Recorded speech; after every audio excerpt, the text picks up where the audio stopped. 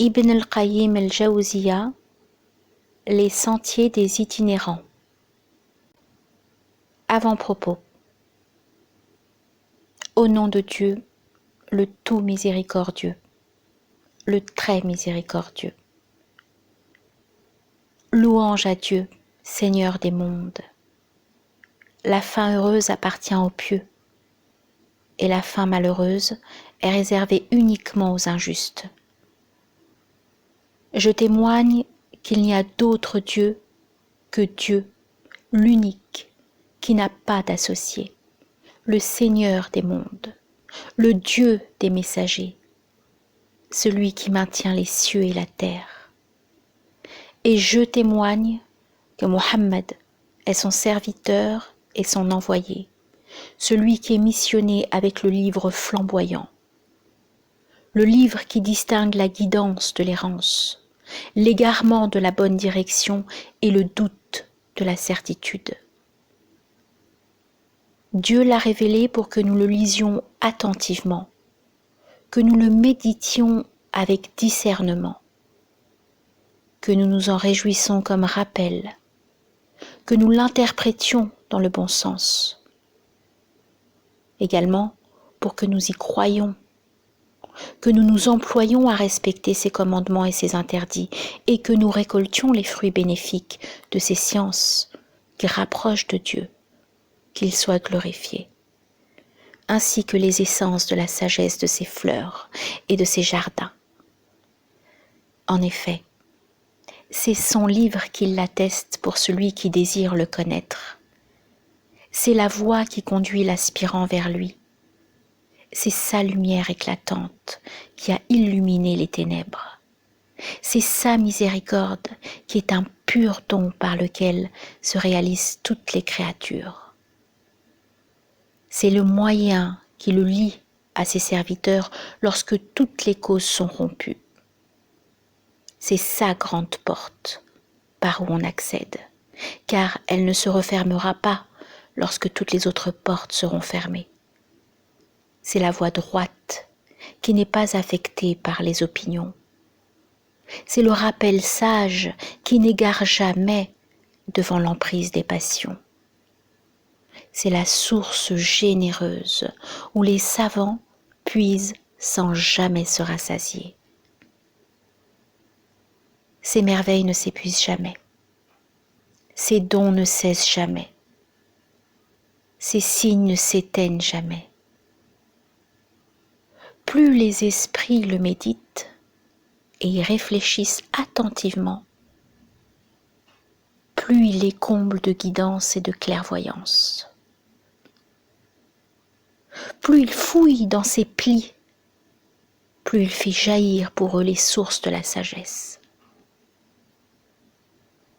C'est qu'il est une lumière pour les discernements contre leur cécité, une guérison pour les cœurs contre leurs maux, une vie pour les esprits, une réjouissance pour les âmes, une prairie pour les cœurs, un enchantement pour les esprits dans leur cheminement vers le pays de la réjouissance.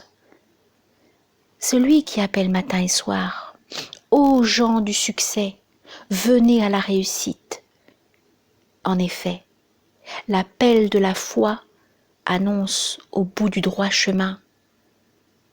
Ô notre peuple, répondez à l'apôtre de Dieu, croyez en lui, Dieu vous pardonnera une partie de vos péchés et il vous préservera d'un châtiment douloureux. Sourate 46, verset 31. La perfection de l'homme s'obtient grâce à la science utile et à l'action pieuse, qui représentent tous les deux la bonne voie et la foi véritable, et grâce à l'émulation réciproque sur ces deux plans, conformément à la parole divine, par l'instant. Oui, l'homme est en perdition, à l'exception de ceux qui croient, de ceux qui accomplissent des bonnes œuvres, de ceux qui s'encouragent mutuellement à rechercher la vérité, de ceux qui s'encouragent mutuellement à la patience. Sourate 103, versets 1 à 3. Or, comme Dieu, qu'il soit glorifié, a juré que tout homme est perdu sauf celui qui parfait son énergie spirituelle par la foi et son énergie physique par l'action pieuse, puis perfectionne autrui en lui recommandant la vérité et la patience, il incombe à l'homme de dépenser les instants de sa vie, ou plutôt chacun de ses souffles, dans ce qui lui permet d'atteindre les grandes ambitions et d'éviter la perte certaine. Mais ceci ne peut s'obtenir qu'en se penchant sur le Coran, pour le comprendre, méditer sa grande sagesse, puiser dans ses trésors, récolter ses richesses, s'y investir totalement et y mettre toute son énergie pour en tirer le maximum de profit. Car il est le garant des intérêts des créatures en matière de vie en ce monde et de retour vers la vie future. Et il est le moyen qui leur permet d'atteindre la bonne voie. En effet, la vérité, la voie spirituelle, les goûts et les transports spirituels authentiques ne peuvent être puisés que dans sa niche et récoltés seulement de ses arbres. Nous allons, par la grâce de Dieu, attirer l'attention sur ces aspects en parlant de la liminaire, le Fatiha, du livre et mère du Coran, sur quelques thèmes parmi ceux que renferme cette sourate, sur ce qu'elle comporte comme réfutation de toutes les sectes et communautés parmi les gens égarés, et sur ce qu'elle renferme comme demeure des itinérants et station spirituelle des hommes qui possèdent la connaissance.